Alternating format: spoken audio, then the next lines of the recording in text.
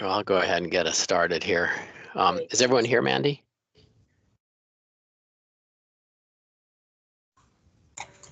It looks like it for members, yes. Okay, and Dean's here. Okay, do you want to go ahead and do roll call? Yep. Mr. Littleton? Here. Ms. Kennedy? Here. Mr. Peterson? Present. Mr. Constant? Here. Mr. Dunbar? Here. Ms. Zalatel? Here. Ms. Quinn Davidson? She was excused. Chair, you have a quorum. And for non-members, Mr. Rivera? Mr. Perez-Verdia? Ms. Allard? Here.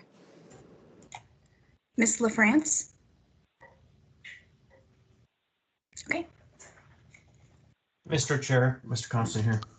Sure, go ahead. Just a quick point of order, and I don't know if this is to Mr. Rivera or to you, but I think that we should consider removing Ms. Quinn Davidson from the roster until such time she returns. Otherwise, it kind of messes up with our quorum issues, how we consider voting and approving motions. So it doesn't have to be decided now, but it should be contemplated. Yeah, I think that's I guess her choice, and Felix, I'll mention it to him. That's a good idea. I think she's okay. Yeah, thanks for that. Okay, so I'll be watching the chat if you want to get queued in. So we've got the agenda. It's got a quarterly update on Canabaska, which should be brief, and then one marijuana review, and then discussion, continuing the discussion on updates to the code, which will also include, I think we'll start with some recent state of Alaska changes and then kind of continue what we did in September. Does anyone have anything else?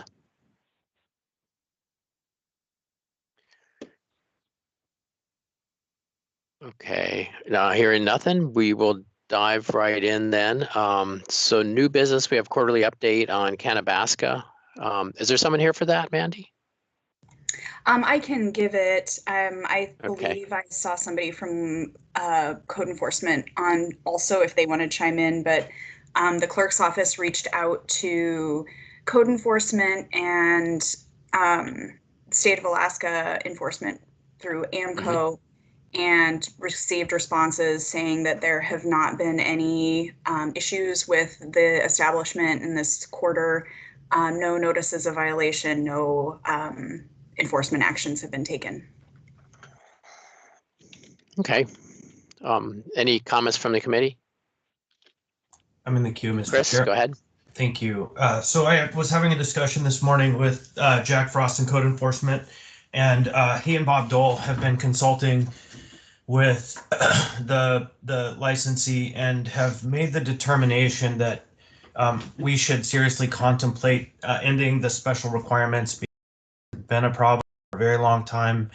I asked several staff members to review the original resolution, and it states that for 2020, these quarterly reports shall be made. And I don't know if 4 were made, but I know that this would be the second one for sure. And there may be more. I haven't studied the record, but it is the belief that at some point these special requirements will become arbitrary.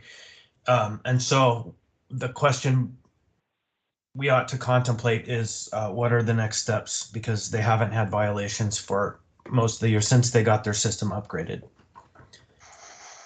Okay, so was the resolution only to do it for this year? Yeah, I just have been in consultation with folks, and the specific language is, hold on one sec, I'll pull it up for you. On the resolution is, it's on page 2, no, it's page, hold on one sec, I'll have it for you. Page 2, section 4, The following conditions shall be placed on the license. The applicant shall appear before the Assembly Community and Economic Development Committee for the year of 2020 for a quarterly update of operations and verification of continued compliance. The clerk will notify the applicant of the meetings. The first quarterly update will be 90 days after the business opens. And so the language specifically states for the year of 2020, and this is the last quarter of this year.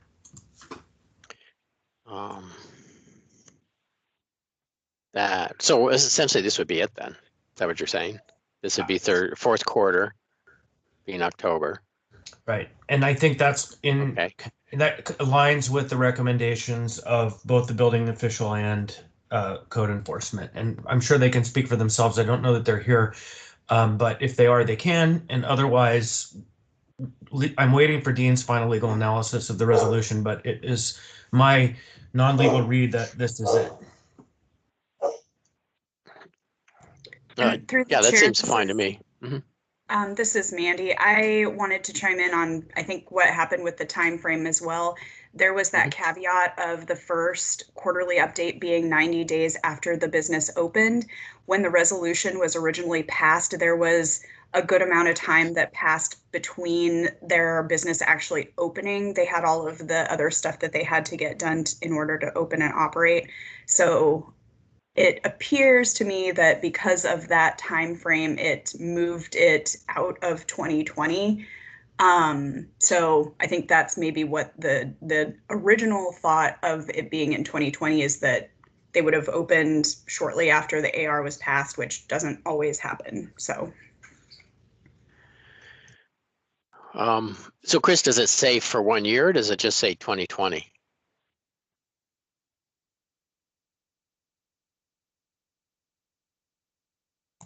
it does specifically say 2020. Okay.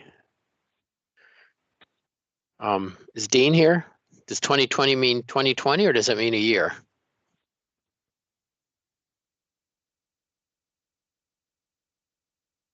Is Dean here? Oh, there he is.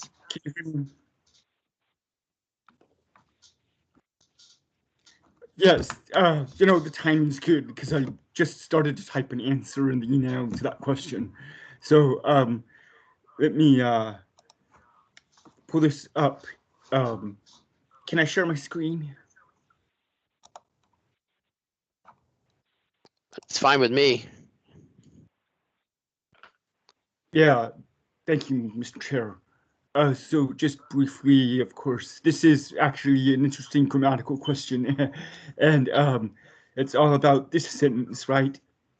And if we break it down, as I learn to conjugate the sentence and so forth and look at the modifiers, this verb shall appear before the CADC, shall appear for the year of 2020.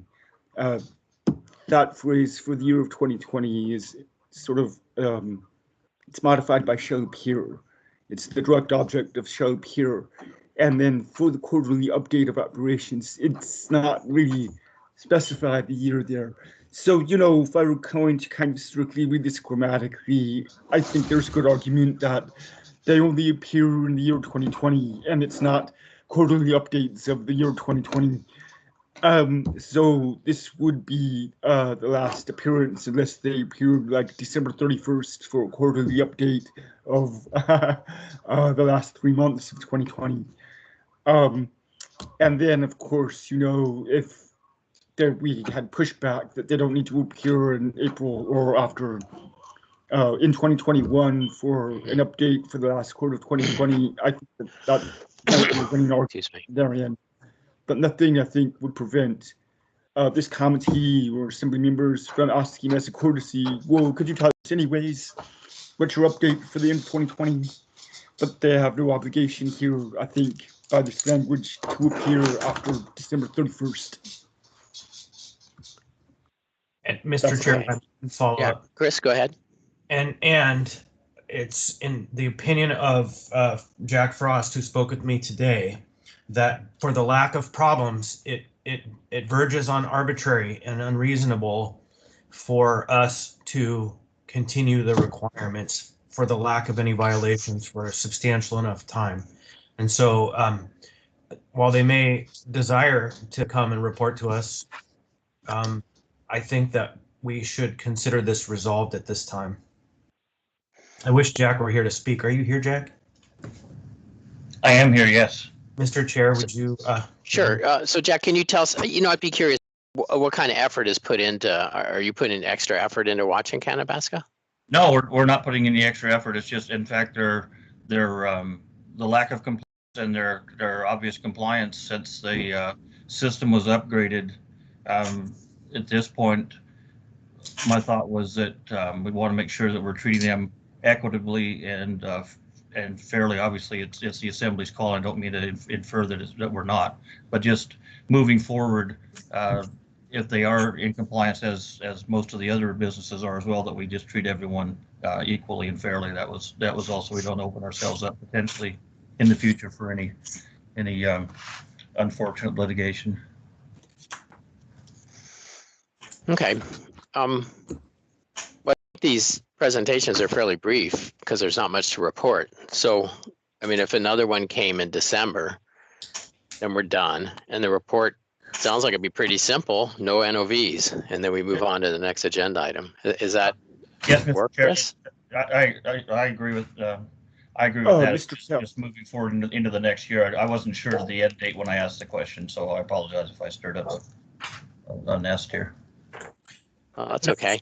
Good for us to Chris? know what the parameters are, because we didn't have this on our dashboard in terms of when it ends. And so, yeah, I mean, can require them to have another report in December, which is, I don't think it's necessary. This quarter they have reported. That's today.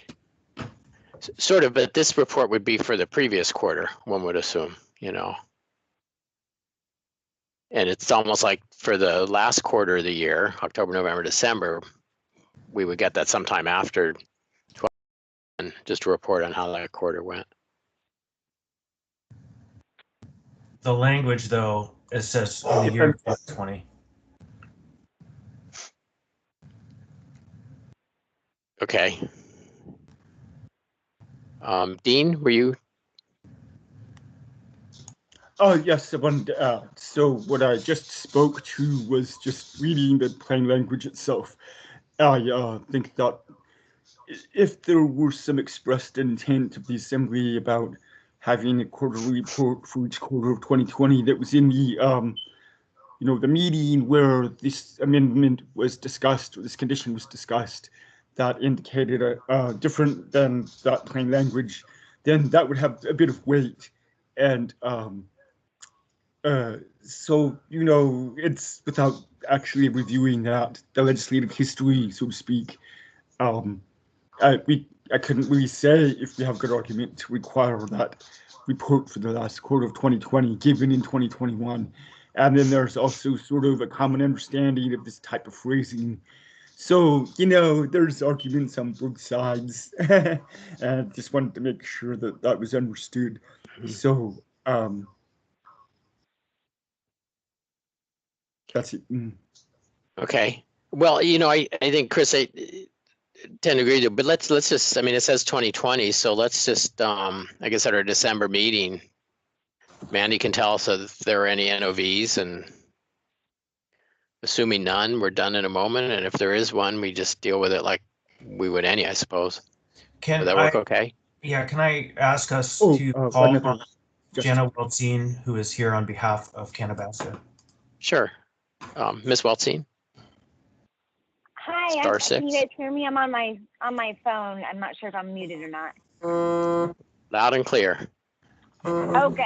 Okay, good. Yeah, we don't have any objection. I'm so happy to hear that, Alaska Sense and Canabaska have been doing such a great job, and they've tried really hard, and we just really appreciate the city's effort and working with us and being patient, because it was definitely a learning experience. Okay, thank you. That's it. Okay, will that work, Chris? Yep. Get a report in December and then we're gold? Yeah, well, hopefully. And yeah, that's just the theory is we should follow the rules, and the rules we set say 2020, that's fine. Yeah. We just Okay. hopefully have this off of our desk for 2021. Yeah. Yeah, no, that's fine. Yeah, what we wanted was good compliance. Sounds like we're getting it. So That's a good thing. Okay, so done with 2A. Moving on to 2B, which is Cannabis. And I want to check, do we have representatives for them online? Or on the call?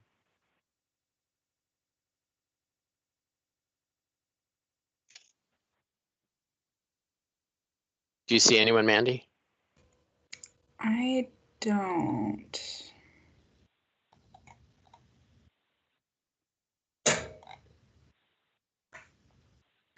Okay.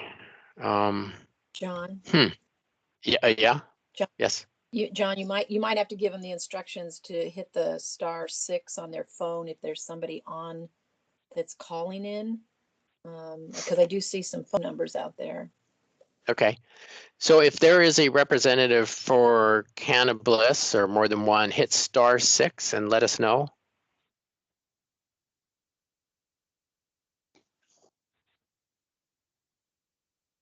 Did we give them the dates, Mandy? I know I had some communication with them after we kind of postponed this. Yeah. Yeah, they got the an invite for this one. Okay, they did. Well, let's go ahead and get started. And I guess if there's any issues, I mean, they could address them Tuesday if they don't show up this morning. So, Mandy, you want to do the licensing? Yes. So this is Cannabis. It's for their retail license application. With review of their application packet, all of the license restrictions for the general license requirements were addressed. There were no taxes, fees, or fines found due. All of the safety and security requirements were addressed in their operating plan. The comment from the health plan was that they approved their initial plan. They'd need to go through and do all of their inspections before opening. And then all of the retail specific license requirements were also addressed in their operating plan. So there was no additional requirements or conditions requested for the license. All right, thank you.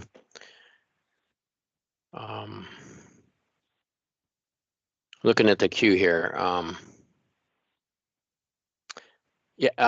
So Pete's asking if they might have thought Thursday. Was the invite clearly would have said today, Mandy? Is that correct? It did, yeah. I had it listed as the Wednesday, but that is a possibility. Okay. There was a confusion for that. Okay. Okay. Well, we'll move on. Thanks for that, Pete. And this is Ryan. Yes. Good morning. Thank you, Mr. Chair. This is a request for a special use permit for a marijuana retail sales establishment within a B3 district. And this particular site is located northwest of the intersection of East 5th Avenue and Tetland Street. The proposed establishment will be located within existing commercially designed structure which was constructed in 1966 and was previously home to a auto dealership. The licensed premises area will be approximately 1,312 square feet, and the proposed business operating hours would be 7 days a week from 10 a.m. until midnight. And on July 1st, the Planning Department mailed out 82 public hearing notices, and as of this writing, 3 public comments have been received. The nature of those public comments were really regarding concern over parking conflicts, whether there would be overflow of off-street parking that'd be spilling out into the municipal right-of-way. But I will note that the petition site does have compliant off-street parking, and they are providing all the necessary spaces as required per code. Public hearing notices were also mailed to the Mountain View Community Council and the Fairview Community Council, and no formal comments from either community council were received. The site does have non-conforming rights for the lack of site perimeter landscaping, as well as a building encroachment present on the west side of the lot. We do have condition number 7 added to the special land use permit, which is the only special condition outside of the boilerplate ones that we add to all retail facilities, and that's just regarding there's a chain link fence that encroaches into the municipal property boundary. So the petitioner just needs to resolve that matter with the right-of-way section of Development Services to obtain either an encroachment permit or relocate the fence. So with that, the Planning Department does recommend approval of the special land use permit subject to the conditions as stated in the staff report. So thank you. All right. Thank you. Any questions from committee?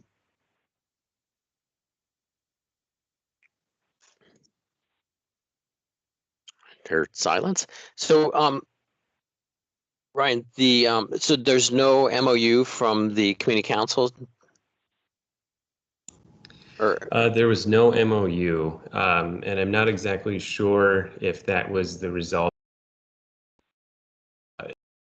in meeting of the community council or what that was, but the applicant did provide a community engagement report. So okay. that does satisfy the code requirements. Okay, I think I had one thing on how critical is page 2. It says it's located northwest of the intersection of 5th and Tetlin, and I think it's actually northeast.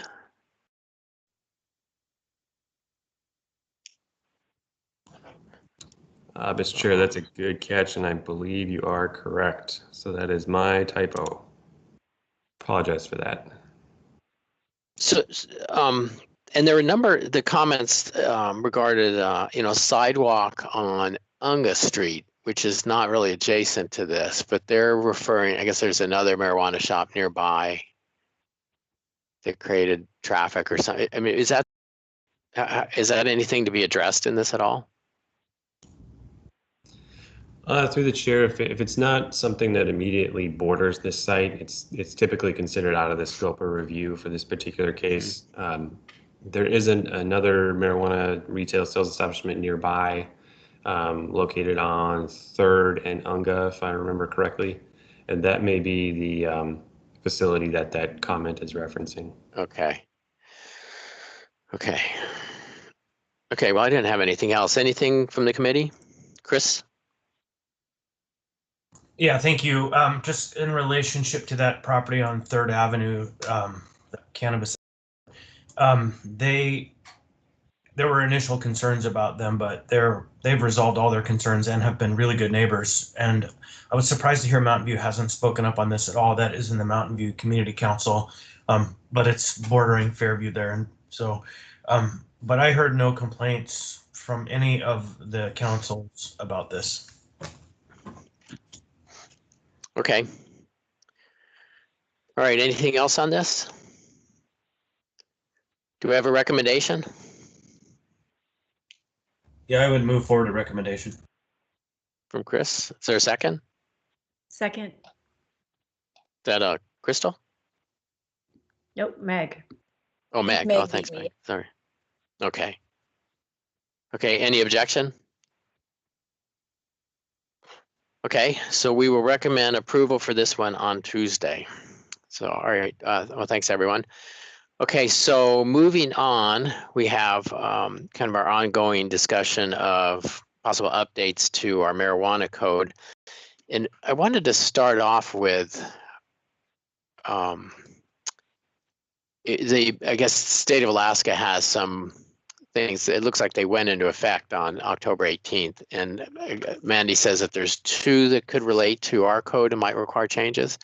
So Mandy, did you want to go through these? Or Dean? I can. And then if Dean wants to weigh in, he's welcome to. These are kind of minor changes. So the first one is regarding limits on quantity sold to a consumer. So that is something that we would want to match the language in, and I didn't look specifically what the changes were. Senior 315.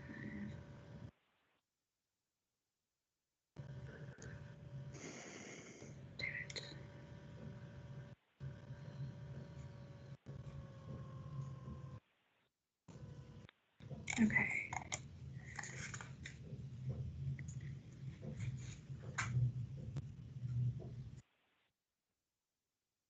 So it looks like they added the milligrams I don't recall seeing that before, and I don't know that we actually have that portion in ours. Is this the part 3, more than 5,600 milligrams of THC? Yeah. So that would be something, if we wanted to match, we would add that in. Oh, it looks like, did Dean put a comment in? Oh, Jana did. Okay. So Jana did a comment. She said that the limit on quantity sold, a retail marijuana store may not sell to any one person in one day more than the 1 ounce of usable marijuana, 2, more than the 7 grams of concentrate for inhalation, or 3, more than the 5,600 milligrams. The limits set out in this section include marijuana or marijuana products sold for on-site consumption under 3. So that's the portion that was changed. So that would be a minor change for us to update ours on that one. The second one is also. Well, wait, just a sec. So, I'm sorry, Mandy. So is it this 5,600 milligrams, or is it this last sentence that refers to on-site consumption? Oh,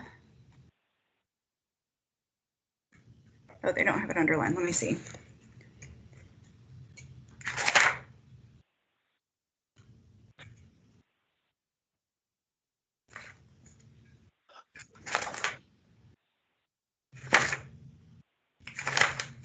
Ms. Weltzine, if you know, you So could. it was adding Okay. the, so our current code says a retail marijuana store may not sell in a single transaction. So this is any one person per one day.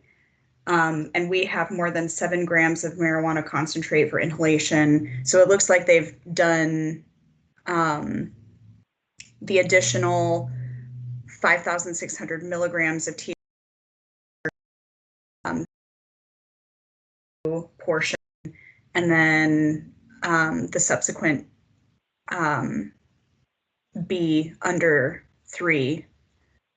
So that whole portion of 3 is new. Oh, I'm sorry, we have that. It's the B. So we have the 56 milligrams of THC, but they added the limits set out in A for this section include the concentrate or the products sold for on-site consumption. So yeah, Okay. so it's those two, the 1 day and then the reference to the on-site consumption are the new pieces. Okay. Is that per day is change? Adding the or is a change too, reading Ms. Weltzine's comment. So limit, sell anyone per day, or more than 50.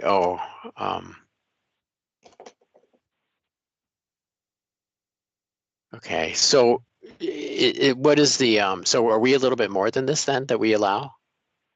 I thought we had 1 gram. Currently, we have more Or than 1 ounce, 1 ounce. ounce of usable marijuana. So that's. Okay, that's what we have. That's what we have, yeah. Okay, So we is have the 1 person per day portion to that.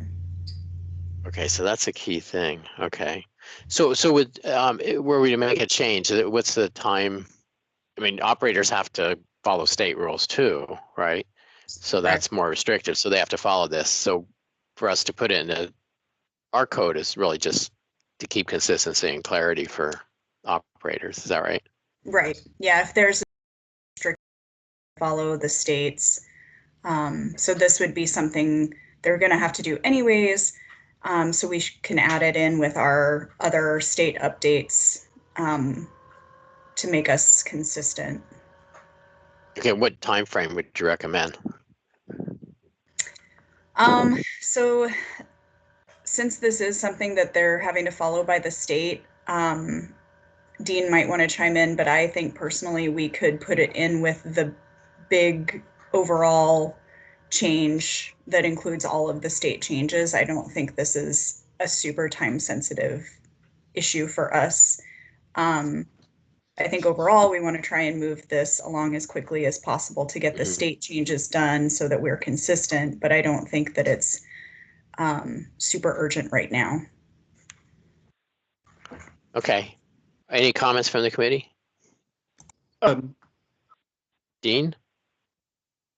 Mr. Chair, Yep. I would just add, well, I agree with what Mandy said. That right, we still have to follow the state because it's the more restrictive one, and we cannot be less restrictive.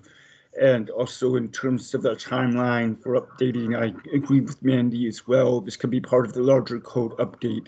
Generally, because I think that all the operators within our jurisdiction, they watch the state closely and generally comply with the state. AMCO has good enforcement as well as our code enforcement. And our code enforcement, I'm pretty certain, is aware of this change. They're here at our meetings. And finally, I think if there were some enforcement action, that we tried to enforce our code that hasn't been updated, that issue would come out and be resolved at that time. So I think waiting for the larger code change would be okay. And it's not quite ready yet, but I think it will be ready soon. So it wouldn't be too much of a delay with the larger code amendment. Code change. Okay. Well, let's do that then. Go ahead and add that in. And then the second one, Mandy? And then the second one that was updated is 3 AAC 306.015. That's the license conditions. So this is a portion that we have that mimics the state, and so it would need to be updated.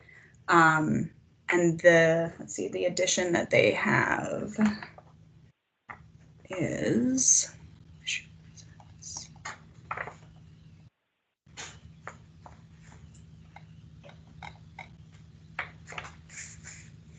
so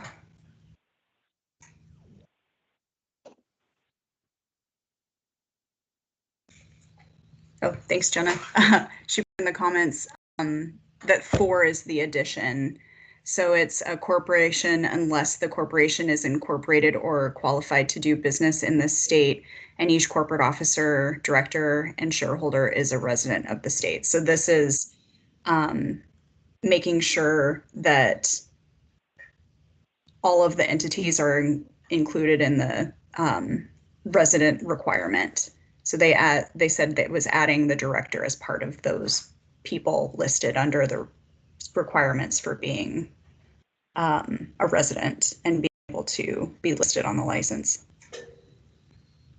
Okay, and we don't have that requirement in ours? We don't. We have, ours says resident of the state means a person who meets the residency requirements. So we don't go into the same detail that they have. So it actually doesn't, so it doesn't look like we added.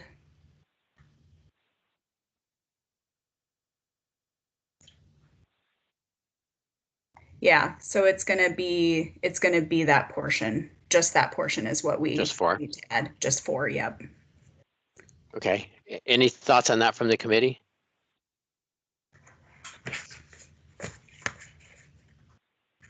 I'd have to say, if you asked me, I would have said that was already a rule for us, so I think it's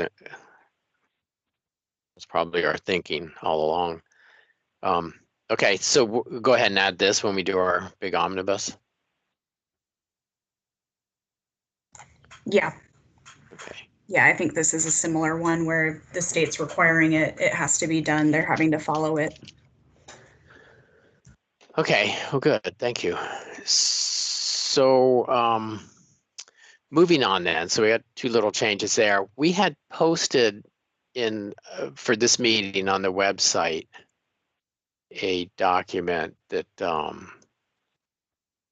it's kind of a draft AO 2020-XXX that wasn't quite sure what this is. It has some no change. And is this the working document for our big omnibus change? I guess that goes to Dean.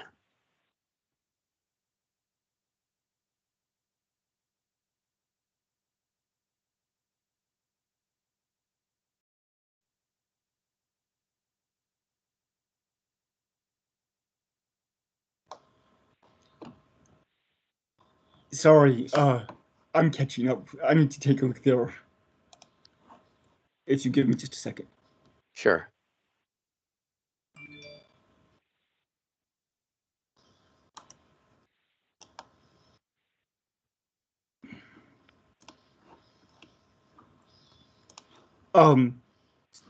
There's that document's our working document. Actually, I don't really have any updates since our last meeting. I apologize. Things have been a little, with so much has been happening with our government. It's been hard to find time to dedicate to this. So if you give me the next meeting, we should have a well-updated ordinance, draft working ordinance. Okay, so this document, it doesn't look like it has any of the changes we've discussed. Is that correct? No, it has not been updated from Okay. the last changes that were suggested. So it's the same document before the committee last September 10th, I think it was. Okay, so let's skip that one then. Okay, so for the committee, I wanted to go through just, sorry, was that, oh, Crystal, go ahead. Thanks, John. You know, I just wanted to comment. I think Dean probably covered it. I just wanted to mention that we have looked through this kind of just a, a first glance, and we met, there were several of the things that the committee had talked about that they would like to see, in some draft form on that document. And Dean said he just hadn't been able to get to it yet. So I think the issues that we're all looking for and the changes that we want to see just, really aren't there to really begin to have a good conversation with. So we'll continue on it. So thanks, John. Sure. So let me go through my notes. And Crystal, I emailed those. Did you get a chance to look through those? No, did you just email them recently, like today? Yeah, just this morning. Yeah, I just kind of cut and Okay. pasted into an email my notes from last meeting to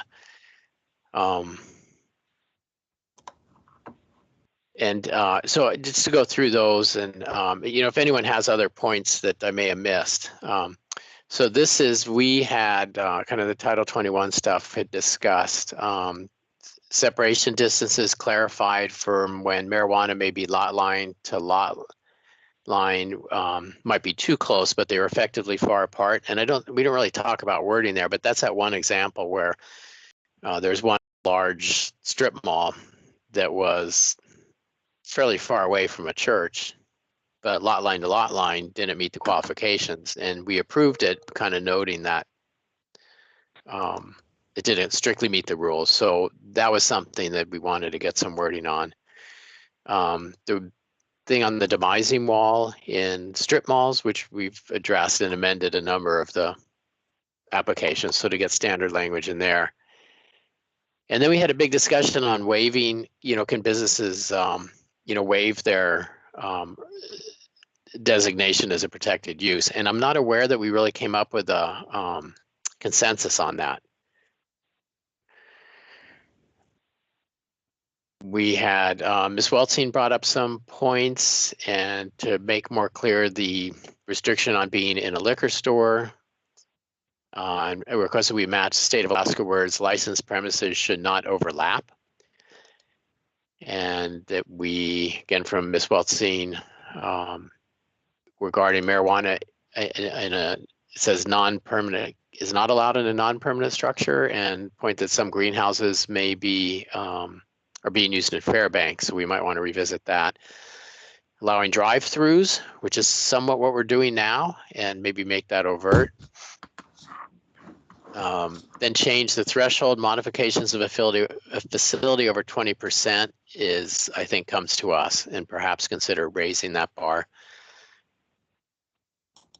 And then so that cultivation and retail, another change, so that cultivation and retail can overlap their restricted areas. So I guess presumably share a break room or something like that. We discussed limited number of licenses, and a consensus was not yet. Increased fees, I have no comments on that, though I think we had discussed raising fees as, similar NOVs occurred. Process for closure of a business we discussed, and I think Jack Frost told us that they generally rely on the state of Alaska, but Chris Constant had mentioned that he was aware of one operation that closed down and may have done it in an inappropriate way. Then the question, can it's reduce? And I don't see any notes on what we resolved on that. And then Meg's request to have make clear that a party can ask for a formal use determination, and I think we had wording somewhere on that, so it can go on. And then a question on allowing breastfeeding, which relates to, can you have young kids in there if a woman's breastfeeding? And apparently AMCO has allowed it in designated areas, so there may be something that we can take from there and align it. And then we discussed reconsider on-site consumption of edibles, and consensus was no, just leave it. So those are my notes. Does anyone have anything else?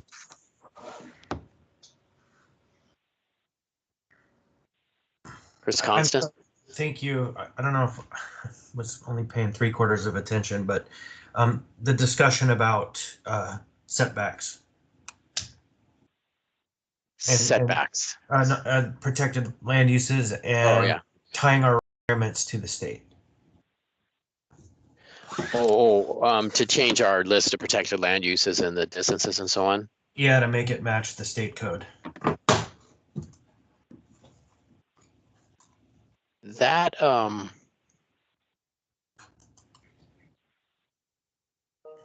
that's a big discussion there.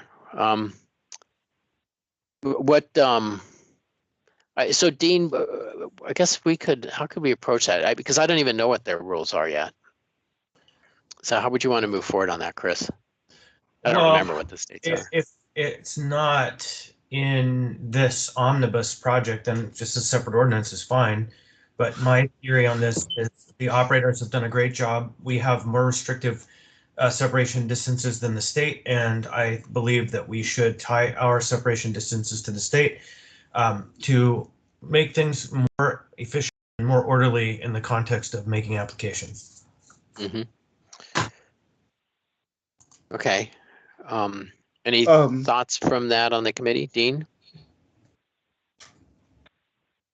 Thanks, Mr. Chair. I think that topic is going to be very controversial, so I do think the idea of having it proposed by a separate ordinance than the omnibus code update has a lot of appeal to it. So I also would say the state's distance, I believe, is shorter, and they have some in their state statute and some in regulation, I believe, if I remember right. The one huge difference also is, and Mr. Yell probably is more familiar with this, but we have a long list of specific uses that tie into our Title 21 defined land uses, and the state doesn't do land use regulation so much. A little bit, I guess, like they have for here. They only have a few uses: churches, schools, and read arcades, and something else. So the list of uses, if we were going to align with the state, would be taking out a lot of uses listed in our code that tie into our land use regulation, Title 21. Maybe Mr. Yell has more to add. Okay. Ryan, and I see you in the queue. You can discuss your point in the chat as well. Oh, sure. Thank you, Mr. Chair. Yeah, it's an interesting topic. The specific points that I put myself in the queue for in regards to the separation distance waiver, but I can definitely touch base on this topic generally, and this is just my personal views. We haven't really had much internal discussion on this, so I don't necessarily feel that we're at a stage where the department can speak to it. But generally, in my personal opinion, if we were to bring our separation distance requirements to be more in line with the state, it would certainly make the permitting process and evaluation process simpler and easier to understand. However, there's the caveat that, municipal regulations are quite different than state regulations. So our regulations have to be in line with our other titles and our other processing requirements. So I don't know if we could fully flip a switch and just defer to the state regs, but I think, potentially there's a way that we could open up that discussion to see which protected land uses truly are appropriate to have as protected land uses, and go forward from there. But specific to the issue about the separation distance waiver, there's just a couple of points that I wanted to bring up. At a previous CEDC meeting, there was a comment made about some type of economic benefit of a marijuana establishment contributing funds to a nearby daycare or some other protected land use nearby. And I know this wasn't the intent of that comment, but in a way, you're sort of condoning bribery by doing that. And it's also inadvertently allowing for situations of extortion, and we've seen that play out before, where we had a marijuana retail establishment that was trying to locate itself, and there was a business nearby that was claiming they were a protected land use, but they weren't. And they had said to the marijuana establishment, we'll drop our protest if you pay us. And so we've already seen that play out, and I don't believe that we should be passing any regulations to encourage that behavior, whether intentionally or inadvertently. Lastly, too, it's just having a waiver requirement like that in code does sort of compromise the integrity of Title 21, because the whole reason that we have dimensional standards and design standards is so that they apply to everybody uniformly when you're in a certain zoning district. So if we were to say that, the neighbors have the ability, a private party has the ability to waive a certain requirement of Title 21, that kind of compromises our ability to uniformly apply Title 21. Because then you'd have situations where a private citizen or a private entity is now granting a variance, in essence, to a business or to an entitlement, that really it's more appropriate if that entitlement goes to the appropriate board or commission or the assembly review. So, yeah, I appreciate that. Yeah, nothing further on that. Okay, well, that puts more emphasis on than it having a really good list of protected uses. So, Ryan, how would you recommend we proceed then if we want to review the list of protected uses?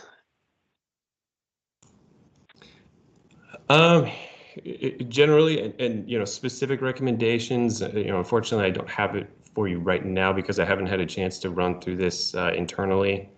But I would think that, early on in the process when they were trying to establish, what should be a protected land use, I think there's a general feeling and a concern about marijuana in general, that they kind of threw everything and anything at the list, to where we now have, I think it's 15 protected land uses.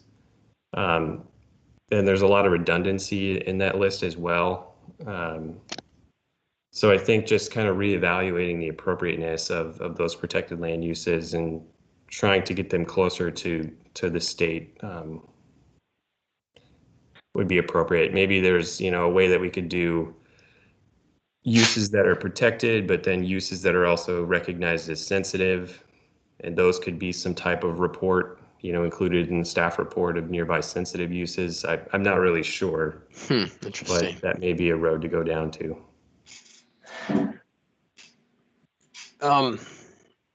Forrest, go ahead. Yeah, just on the previous point. So, Mr. Yale, you were talking about how we want to uniformly apply standards within zoning districts. Is that right? Yes, that's correct. So we have, is it a 500-foot separation distance that a cannabis store can't be near a daycare, for example? Correct. Okay, but a daycare can go into that same zoning district within 100 feet of a cannabis shop that exists. Is that correct? Correct. Okay, so explain to me how that's uniformly applied. So early on, it's a good question. I mean, early on in the process, the assembly felt that a marijuana shop should not be moved next to an existing daycare, but if a daycare wanted to move in next to a marijuana shop, that was appropriate. Exactly the hows and whys on that, I can't really tell you, but that's sort of how protected land uses have been treated kind of across the country and uniformly throughout marijuana regs across the country and per state codes. Thanks. Thank you, Mr. Chair. All right, thanks. Dean, go ahead. Thanks, Mr. Chair. Yeah, just a couple of points on that last remark. I agree with Mr. Yao. There's actually, I think, a good body of case law and land use jurisprudence about coming to the nuisance and how that's different than establishing a use where there's separation distances from protected uses. It's different when a use that's listed as protected moves in and establishes as a new use nearby. So it's very different situations that we're talking about there. And I had asked to be in the queue about the waiver issue. I think calling it a waiver and the process that was being discussed, it really is just about the same. It's a variance process. You know, if it looks like a duck, quacks like a duck, it's a duck, probably a duck. And that's what I think that this waivers idea is actually sounding like. And we have a variance process there.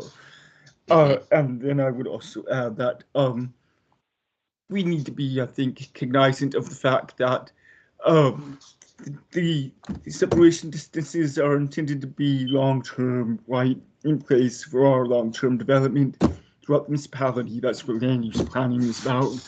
And not a short-term where perhaps using the daycare example, if a listed protected use, the marijuana shop wants to move within 400 feet, you know, less than the separation distance, and they get a waiver, but maybe in 2 years that daycare center ownership changes and the new owner didn't like it, you know, or they were thinking of buying it or acquiring the daycare center, but they didn't want to be close to a marijuana shop. So that expectation and protection that's provided in code isn't there because the previous owner signed it away. So it affects long-term, I guess, transference of ownership of uses that are supposed to be protected.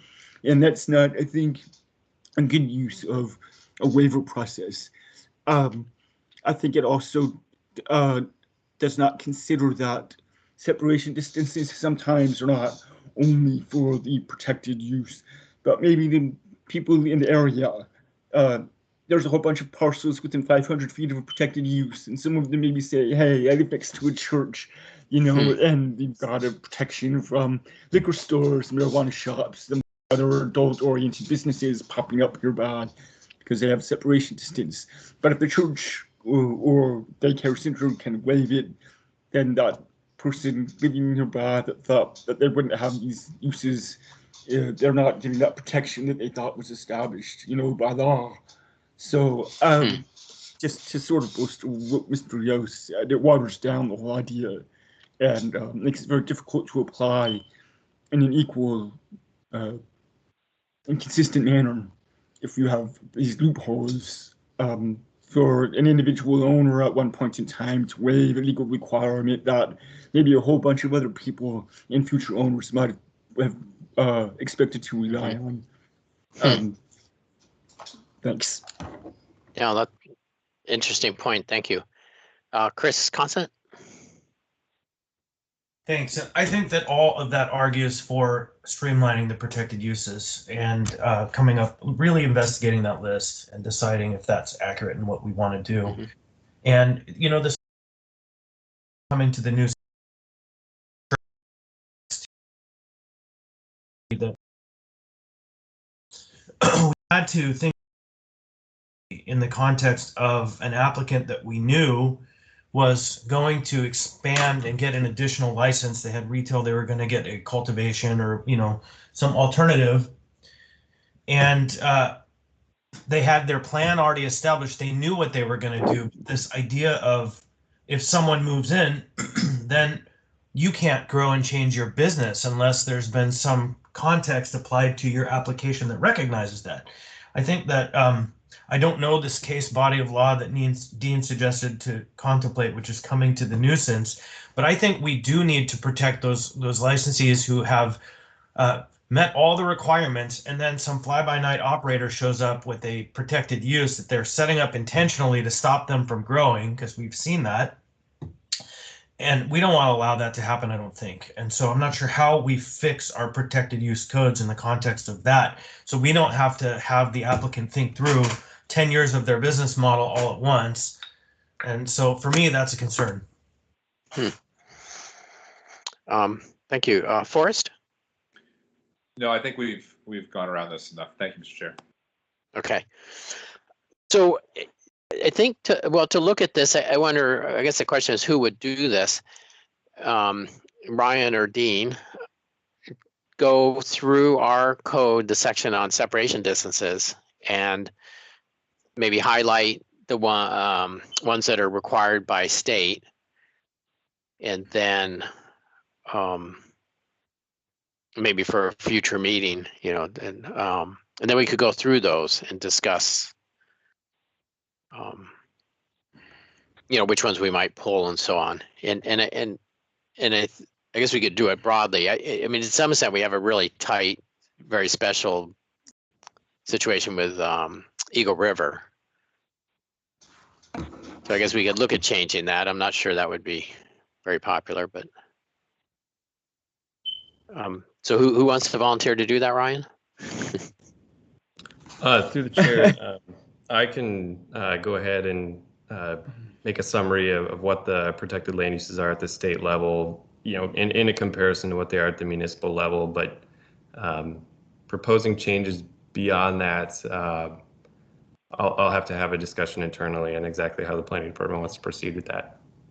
Okay, I don't even know that you need to propose anything. I think if we had that as a working document in front of us, then we know which ones we can't change and which ones we can.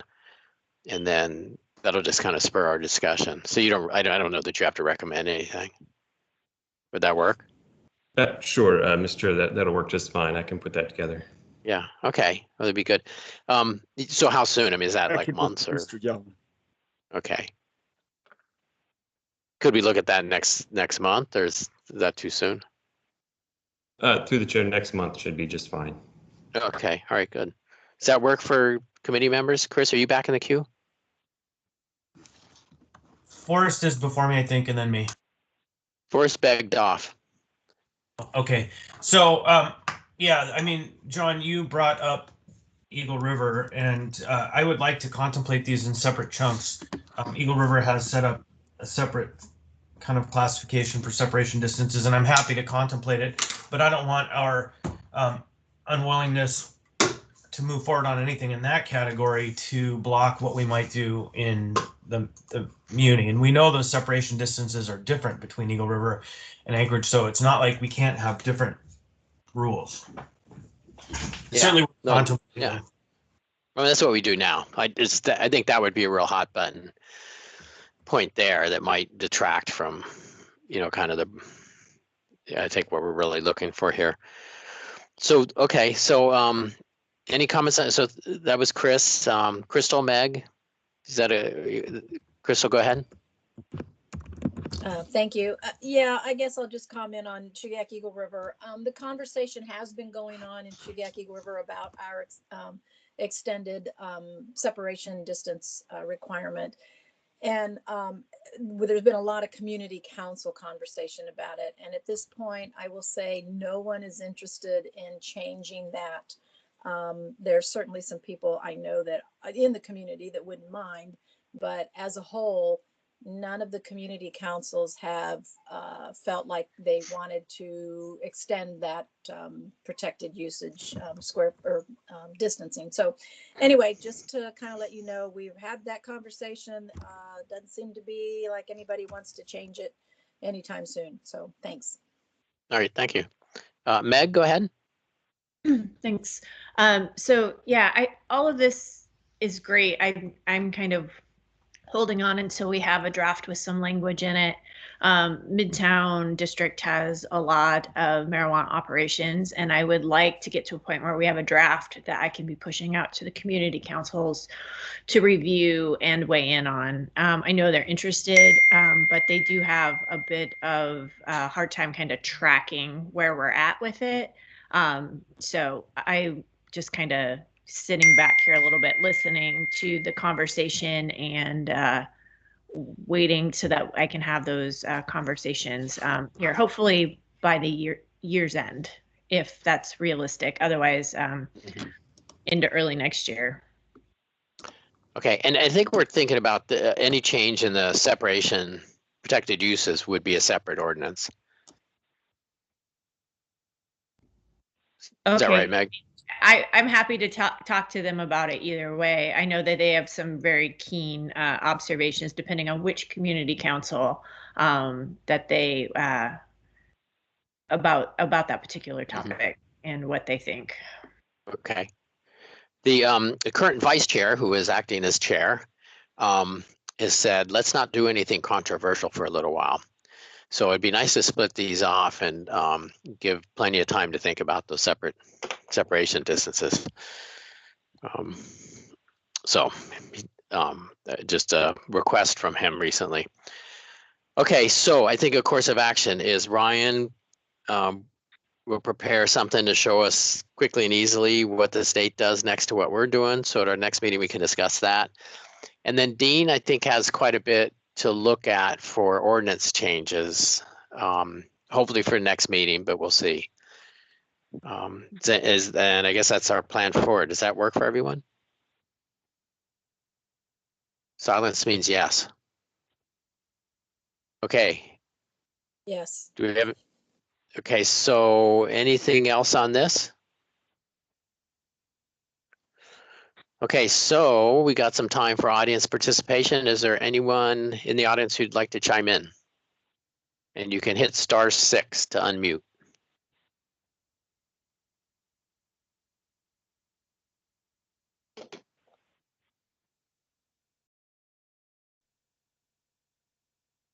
Mr. Haberman? Do you see anyone out there, Mandy? I don't. I only see one phone number and they are unmuted. So if they wanted to talk, they could. Okay. All right. Anything else from the committee? Motion to adjourn?